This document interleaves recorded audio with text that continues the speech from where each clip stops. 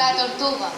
Un sabio tan anciano que él mismo había olvidado su edad, paseaba por unos acantilados, cuando vio a lo lejos a un hombre asomado en lo alto de una roca, mirando hacia el abismo.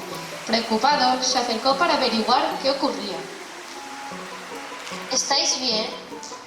No, déjame, desde hace un tiempo todo me sale mal, mi mujer me ha dejado, he perdido el trabajo, creo que ya no vale la pena seguir viviendo. Si mi hermano decide no vivir, yo también lo haré, es mi única compañía. No os conozco de nada, pero antes de que me digáis algo de lo que podáis arrepentiros, dejadme contaros una historia. El hombre bajó de la roca y se acercó al sol, y ambos se sentaron bajo un árbol. Imaginaos que en el océano hay una tortuga que saca la cabeza solo un segundo una vez al año. ¿Sí? También hay un aro de madera que va de aquí para allá de forma eterna. Sí. Pues más difícil aún que en el momento en que la tortuga saque la cabeza para respirar, ella misma se ve atrapada dentro del aro de madera.